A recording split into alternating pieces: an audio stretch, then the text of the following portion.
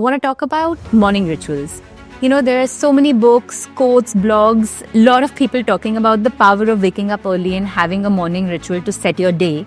This is a very interesting subject. It's an interesting subject because I got this in Virasat. In the sense, getting up early is what I learned from my mom. So when you're growing up, I think those things become a part of your life. True. But There's a popular book that's called The Monk Who Sold His Ferrari. When I think of you as a monk who drives his Ferrari. So I'm far from being a monk, but not at all. But I'll put it in one line.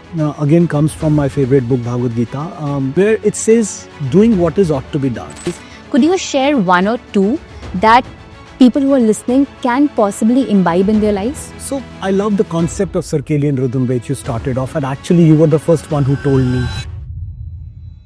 Hi everyone, welcome to the Biohackers Club. Today's episode is part of a series called Biohackers in the Boardroom. Here we will have conversations with high performers who spend a lot of time in high stress environments. The intention is to understand how they approach health, what are the tools that they prioritize to optimize their health and health span, and hopefully also figure out the why behind it. We are kickstarting this series in conversation with Mr. Pankaj Bansal, who is the founder of PeopleStrong, Tagged and CaretCapital. This episode is especially interesting because we decipher the connection between emotional health, mental health, physical health, and spiritual health, while also touching upon threads that connect our ancient wisdom with the latest in scientific research of longevity. So without further ado, let's get started. Hi Pankaj, welcome to the Biohackers Club. Thank you for taking the time to do this. To start with, I actually want to talk about morning rituals. There are so many books, quotes, blogs, a lot of people talking about the power of waking up early and having a morning ritual to set your day. I know that you have a super optimized morning ritual. In fact, I think out of everybody I know, you wake up the earliest and get a lot done before any one of us wake up. So that's where I want to begin. What is your morning ritual like and why is it like that? Right. Now, thank you. Wonderful to be here. Namaste to all the audience and viewers who are watching us. This is a very interesting subject. It's an interesting subject because I got this in Virasat. In the sense, getting up early is what I learned from my mom. So when you're growing up, I think those things become a part of your life. Sure. But still, I struggle sometimes. The reality is that when it's winters and you don't get up at 4:45 or 5 a.m., it's hard for you. Sometimes you end up sleeping late. But I think now with God's grace, my rhythm, my bio clock is set up for 4:45 or 5 a.m. So that's how I began. To answer why is a harder question, but I think there is an outer world that we all struggle in, right? It's a daily struggle, whether you are very affluent, whether you're not affluent, everyone has his or her own struggles in the day. I think the morning ritual helps me to connect with my inner world. So I think for me, the why, which I can say now, probably not 20 years ago, is that my inner world has become more richer by connecting with my own self in the early morning. So that's one part. Second, which I learned over the years, is that probably this is the time where Brahma Muhurt starts, early 4-ish.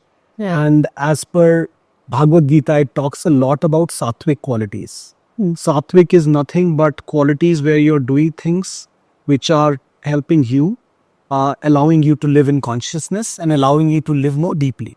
I feel that all those things are best possible in the morning hours. So therefore, if I come on to the what is that if I have to enrich my inner world, I'll be more prepared for the outer world. And I invite each one of you, each one of the youngsters to try and experiment what I'm seeing. It's very enriching. Those 4 hours that I get for myself, are beautiful. So assume you are done with your daily rituals by 5:30, you're ready to do.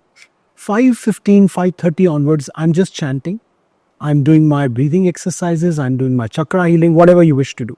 Right. That's very personal core time of about 50 to 55 minutes that I spend. That chanting and the self-introspection and breathing just prepares me and align me my energy. I feel so aligned that I cannot tell you. Then comes the second part, which is the physical exercise. And then I go out either gymming or running or yoga, whatever works for you. I keep changing between the three. But I always prefer and recommend, if you can afford, have a personal trainer. It always helps. So that's the second part. And third is when I'm back and I'm taking bath, I'm getting ready. That also I want to enjoy, which starts with a small puja. And before I really take my first bite of the day. So having breakfast. So I think it ends by 9. I'm not rushing out. I would not like to rush out really unless I'm traveling. Then it changes a bit. Otherwise, I don't rush. So not to do is don't rush out at that time. I keep phone as away as possible. I hardly use phone in these 4 hour 15 minutes. And I feel that my inner world gets enriched. So I'm prepared for the day. That's beautiful. I think one of the best things that you said is your inner world and the outer world, and how they kind of, you make sure that they resonate. If your inner world is at peace, then you'll be able to deal with the outer world, and outer world can be pretty chaotic. Thank you for sharing what you do in the morning. One of the pieces, actually two things you spoke about that I want to just touch upon. One is your bio clock. Circadian rhythm is a big part of biohacking when we talk about, aligning our cellular clock to the sun. We all talk about it. It's very difficult to do. And especially for 4:45 in the morning is very early. I know that there's a sector of people who probably sleep at that time rather than waking up. One second, sort of as an extension to this, I want to ask a question. Pankaj, you spoke about sattvic qualities, and how Bhagavad Gita talks about sattvic qualities. Could you share one or two that people who are listening can possibly imbibe in their lives?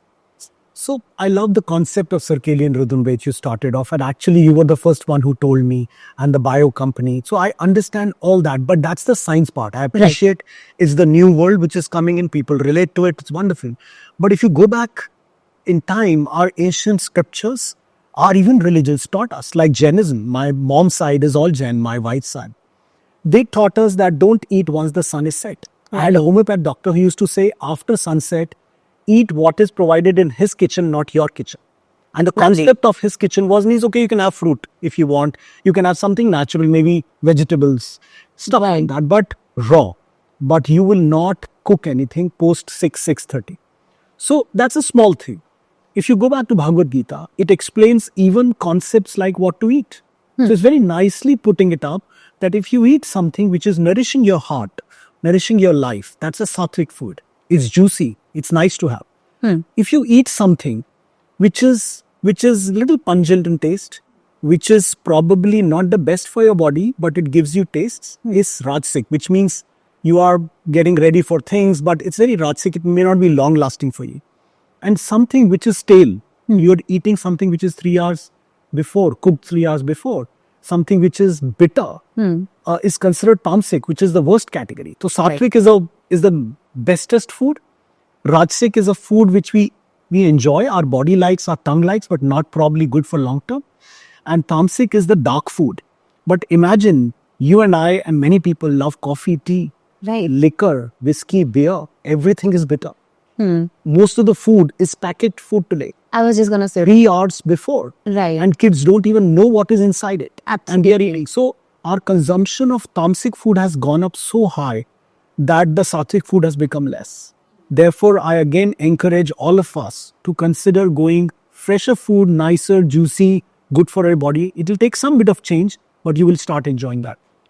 No, absolutely. And I'm glad you said that because, when you were saying that, that's the first thing that came in my mind, that tamasic food is literally everywhere because you said 3 hours. Everything that we eat today or majority of what we eat is packaged foods or processed foods and nobody knows what's inside it. In fact, us at the Biohackers company talk about reading labels. Of course, we're talking about supplements, but, none of us are aware of what actually goes into everything that we are eating.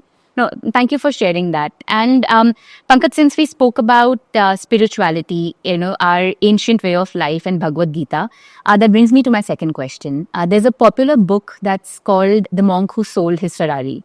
Now, I know I've not shared this with you before, but when I think of you as a monk who drives his Ferrari. So how do you balance spirituality, religion, and ambition? So I'm far from being a monk, but not at all. But I love that book. I love many books. I am an aspiring monk, if I can say. But I think I'll put it in one line. Again, comes from my favorite book, Bhagavad Gita, where it says, doing what is ought to be done. This line is understated but very meaningful. Kartavya kuru karmani means, can you do what is ought to be done? what is the meaning of this sentence? It will answer your question that how do I manage my business, which is a very cutthroat world? How do I manage my spiritual journey, which is my inner world? How do I manage the rest of the relationships? My own senses, which drives me to do things that I don't want to. All of us have those temptations. True. But how do I balance all of it? Is just reminding myself that on the battlefield, the prince was told by the charioteer towards his guru or a teacher that the only way to find way is doing what is ought to be done. When you have to exercise, exercise. When you have to play, play. When you have to work, work. When you have to be with family, be with family. I've seen people have confused all of them. It doesn't help. At family time, we are doing office work. At office time, we are doing family work. We are thinking of friends when we are at work. We are thinking of work when we are with friends. So it's just jumbled up. If we can learn to be in the moment and doing that activity to the fullest, it's the simple mantra. But doing what ought to be done is to be imbibed. And for me, that morning ritual is my anchor where I root my doing what is ought to be done theory or philosophy. And that's my philosophy of life. And whenever I teach a little bit of Bhagavad Gita learnings, especially with youngsters, that's the one line that I'm trying to go deeper and deeper. It's like there are many peels to it. You keep unpeeling it. There are layers which keep coming up one after another. So everything comes from this philosophy of doing what is ought to be done. You know, the earlier days when I first met you, one of the largest takeaway from, I think of you as my mentor, right? So one of the largest takeaway from our interaction was this line, do what's ought to be done. And it's funny when we talk about it from a new age perspective, we talk about motivation and discipline. But I think this is the crux of it, right? You just do what ought to be done and do it with everything you have. I think that was lovely. And it kind of joins both the questions together that your morning ritual anchors you to do what's ought to be done. And this mind, mind is a very interesting thing. Again, it's said in the book that it's your friend and an enemy. It becomes your friend when you tell your mind, I'll do what is ought to be done. If it's my exercise time, I'll do. Oh, you shut up. Okay, I'm going to be with my friends. I'm going to be with them. You shut up. Don't let my other thoughts come in. And gradually, your mind becomes your best friend and it starts encouraging you to go deeper and do things. Have you heard of this word, deep work? Absolutely. What is deep work? You spend 2 hours just going deep. You can only go deep if you're not confused. I'm able to do 5 things, probably in a deeper fashion because I'm then focused on them. Right. And then I go back, I want to sleep well. Not that every day I can do it well, but I think that's how I want to end. Because if I don't sleep well, I can't get up at 4:45 or 5 a.m. Right. So all this is late together. No, superb. And I think that also says that don't multitask. If you're actually focusing and doing deep work, you'll end up doing all of it much better. Much better. Now, this is great. Thank you for sharing that, Pankaj. Pleasure. Last question. What is biohacking for you? And if there is a biohack that you think in your life is non-negotiable? So I think God has given us one instrument, and I keep telling this to everyone, and that instrument is called your body. Love that. Right? It's your temple. So go back to Bhagat Singh. When you read his last day, he was exercising. And the warden asked him that, why are you exercising today? And he said, I have to take care as long as I have the body. So, learn that discipline from him. So if it is my temple, I cannot mess with it. Right. If I cannot mess with it, you cannot mess in your temple. You almost idolize it. So you have to take care of your body. I'm not saying you become crazy. That sometimes I see people have gone to the other extreme of body. They just want to look beautiful and stuff. They are just doing all the things. I'm not recommending that. I'm recommending taking care of the body as it should be. So that's one thing that for me, this body is the temple. If body is your temple, now comes the second part, that how you can hack it. There are people like you and Biohack probably can answer more questions. But for me, it's in achar, ahar and vyavahar. Achar means how are you conducting your behavior. Ahar means what you're eating. And third is your relationships. So how you conduct yourself. Have you hurt people today? Or if you have to be hard and be hard to a child who's not doing right, please do that. By all means. I'm not telling you to be soft. Right. I'm telling you to just be compassionate to people. So that kind of behavior that you display. So people don't see that aggression which is not required on the roads, on the home, on the office, right? Second is what you eat. Anything that you're putting in your mouth, please measure. Please check what is it. As you rightly said, read labels, because it's a Kaliyug, it's a modern world. You have to get packaged foods, then please read. Right? That's the second. And third is how you're managing your relationships. If you manage the three, is the best biohacking I feel that can do. And you will automatically become very conscious of your health. And if something is lacking, then you will take supplements which are required either by doctors or wherever, but not like just blindly going to allopathy medicines. That's not by. Absolutely. Absolutely. No, that isn't. And this is very beautifully put. Thank you so much, Pankaj. This was wonderful. And I think, there was a lot for us to take away from what you said. And like I shared before, this is, I think, the most beautiful and simplest way of putting together what biohacking and us at the Biohackers company stand for.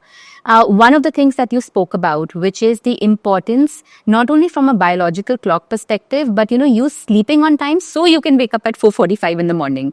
And sleep is something a lot of us, including myself, constantly struggle with. That's the world that we live in. So I think let's prepare ourselves to talk a little bit more about sleep. In fact, our next guest, we're going to be engaging with talking about the foundational aspect of sleep. So nonetheless, thank you so much, Pankaj. And I wish we can do this again. Absolutely. Looking forward. Namaste to everyone. And sleep is one of the most important sources of energy. So I'm looking forward to next session of yours. Thank you and namaste. Thank you.